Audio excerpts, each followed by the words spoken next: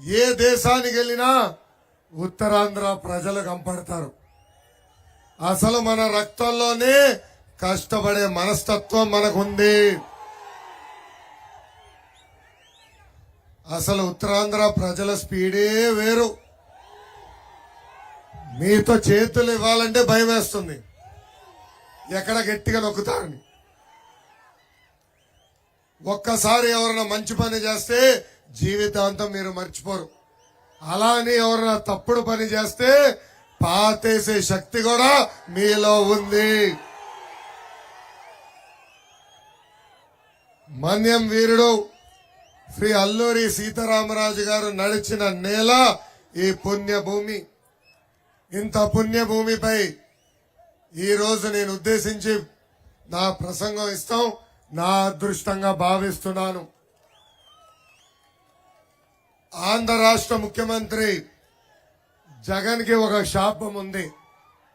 ఆయన నిజం చెప్తే తల 100 ముక్కలుగా ఇరుగుతాయి. అబద్ధాలకి మోసాలకి ప్యాంటు షర్ట్ వేస్తే అచ్చో జగన్ లాగా ఉంటాడు. ఇది నేను ఎందుకు చెప్తున్నానంటే, ఏమ్మా ఎన్నికల ముందర ఏం చెప్పారు? 45 సంవత్సరాల వయసున్న ఎస్టీ మహిళలకి ప్రతి నెలలో పెన్షన్ ఇస్తా అన్నాడు. ఇచ్చాడా పెన్షన్ జగన్? ఇచ్చాడో పెన్షన్? లేదు. అంతేకాదు, ఎన్నికల ముందల 2,30,000 పెండింగ్ పోస్టులు భర్తీ చేస్తా అన్నాడు. ప్రతి సంవత్సరం 6,000 కానిస్టేబుల్ పోస్టులు కూడా భర్తీ చేస్తానని హామీ ఇచ్చాడు. కేవలం సాక్షి క్యాలెండర్ తప్ప జాబ్ క్యాలెండర్ ఎక్కడా లేని పరిస్థితి ఈ రోజు మనందరం చూస్తున్నాం. డిఎస్సి నోటిఫికేషన్ ఒక మోసం. ఎస్టీ స్టడీ సర్కిల్ మూసేశారు, బీసీ స్టడీ సర్కిల్ మూసేశారు, ఎస్సీ స్టడీ సర్కిల్ మూసేశారు. మన పిల్లలు పీజీ చదవాలంటే ఏకంగా పీజీ ఫీ రీంబర్స్మెంట్ కూడా కట్ చేశాడు ఈ జగన్. నాణ్యమైన విద్య మన పిల్లలకి దూరం చేశాడు ఈ జగన్.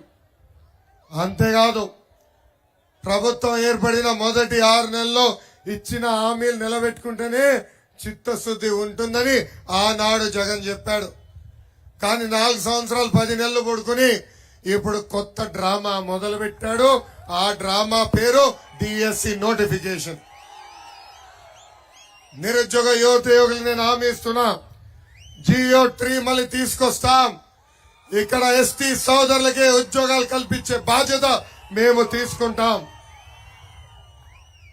అంతేకాదు, ఒక పద్ధతి ప్రకారం ప్రతి సంవత్సరం నోటిఫికేషన్ ఏర్పాటు చేస్తాం. పెండింగ్ పోస్టులని భర్తీ చేసే బాధ్యత తెలుగుదేశం జనసేన ప్రభుత్వం తీసుకుంటుందని ఈ సభాముఖంగా నేను హామీ ఇస్తున్నా.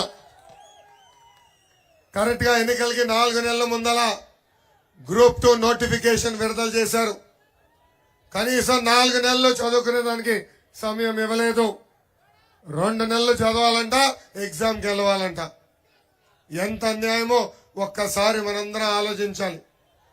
4 సంవత్సరాలు 10 నెలలు అందరూ కష్టపడి లక్షలు ఖర్చు పెట్టి పిల్లల్ని బాగా చదివిస్తే కేవలం 897 పోస్టులు ఈ రోజు విడుదల చేశారు. ఆ గ్రూప్ 2 పోస్టులకి దాదాపు 5 లక్షల మంది నిరుద్యోగులు ఈ రోజు ఎగ్జామ్ రాసే పరిస్థితి అందరం చూస్తున్నాం. అందుకే నిరుద్యోగ యువకులందరినీ నేను హామీ ఇస్తున్నా, 2 నెలలు ఓపిక పట్టండి, ఎవరు అధైర్యపడతండి. మన ప్రభుత్వం ఏర్పడిన మొదటి సంవత్సరం నుంచి డిఎస్సి కూడా నిర్వహించే బాధ్యత నేను వ్యక్తిగతంగా తీసుకుంటాను. జగన్ ని చూస్తే బిల్డప్ బాబాయ్ గుర్తొస్తాడండి. ఎవరు గుర్తొస్తారు? బిల్డప్ బాబాయ్. కోట్ల రూపాయలు ఖర్చు పెట్టి యాత్ర 2 సినిమా తీశారు. ఎమ్మెల్యేలు ఎమ్మెల్సీలు టిక్కెట్లు కొని మరి డబ్బులు ఇచ్చి మా సినిమా చూడండి రా బాబు అని అడుగు తినే పరిస్థితి వచ్చింది. ఈ వైకాపా పార్టీకి అంతిమ యాత్ర మొదలైందని వాళ్ళకి నేను హెచ్చరిక జారీ చేస్తున్నా. ఈ బిల్డప్ బాబే కట్టింగ్లు మామూలుగా ఉండవు. ఒక మీటింగ్కి వెళ్ళి నేను అర్జునుడు అంటాడు, ఇంకో మీటింగ్ వెళ్ళి అభిమన్యుడు అంటాడు. కానీ బిల్డప్ బాబాయ్ ఒక సైకో, ఒక భస్మాసురుడు, ఒక సద్దాం హుసేన్ లాంటి వాడు. అతని వ్యతిరేకంగా ఎవరు మాట్లాడినా, ఒక ట్వీట్ పెట్టినా, ఒక పోస్ట్ పెట్టినా ఫోన్ తీసి బంధువులతో ఈ ప్రభుత్వం బాగాలేదని చెప్తే ఏకంగా కేసులు పెట్టే పరిస్థితి ఈ రోజు ఆంధ్ర రాష్ట్రంలో చూస్తున్నాం. ఈ జగన్కి రంగుల బొమ్మలంటే బాగా ఇష్టం. మనం కట్టినీళ్ళకి రంగులేసి ఆయన కట్టినట్టు చెప్తాడు. మనం పెట్టిన అన్న క్యాంటీన్లకి రంగులేసి సచివాలయం ఏర్పాటు చేసామని చంకలు గుద్దుకుంటాడు. ఇంతేకాదు, ఇప్పుడు మనం భూమి కొనినా లేదంటే పూర్వీకులు మనకి భూమి ఇస్తే ఆ భూమి పట్టాల పైన కూడా ఆయన ఫోటో పెడుతున్నాడు. ఇప్పుడు నాకు అర్థమైంది ఎందుకు మీ బిడ్డ అంటాడు. అందరికి ముద్దు పెట్టి నేను మీ బిడ్డని అంటాడు. దయచేసి పొరపాటునది నమ్మద్దండి. ఎందుకు చెప్తున్నా అంటే రేపు అధికారులకు వచ్చిన తర్వాత నేను మీ బిడ్డను కదా, మీ భూములు తిరిగి నాకే ఇవ్వండి అని చెప్తాడు ఈ జగన్. మన పొలంలో సర్వే జరిగితే ఆ సర్వే రాలిపోయిన ఆయన మొహం ఎందుకురా బాబు. ఎలాంటి పరిస్థితులు ఆంధ్ర రాష్ట్రంలో ఉన్నాయో ఒక్కసారి మనందరం ఆలోచించాల్సిన అవసరం ఉంది. చంద్రబాబు గారు లాగా తనకు కూడా ఇమేజ్ రావాలని జగన్ విశ్వ ప్రయత్నాలు చేశాడు. కానీ అది అసాధ్యం. కారణం ఏంటో తెలుసా? జగన్ అంటే ఒక జైలు గుర్తొస్తుంది, చంద్రబాబు గారు అంటే ఒక బ్రాండ్. జగన్ చూస్తే కోడి కత్తి గుర్తొస్తుంది, చంద్రబాబు గారు చూస్తే కియా కార్ కంపెనీ గుర్తొస్తుంది. జగన్ ఒక ప్రిజనరీ, చంద్రబాబు గారు ముందు చూపున్న ఒక విజనరీ. నిన్నగాక మొన్న మనందరం చూసాం చంద్రబాబు నాయుడు గారిని అతి కిరాతకంగా ఎలా అరెస్ట్ చేశారో. 73 సంవత్సరాల వయసు కలిగిన వ్యక్తి, 40 సంవత్సరాలు రాజకీయాల్లో ఉన్న వ్యక్తి, 15 సంవత్సరాలు ముఖ్యమంత్రిగా, 15 సంవత్సరాలు ప్రతిపక్ష నేతగా ఆంధ్ర రాష్ట్ర ప్రజలకి సేవ చేసిన వ్యక్తి.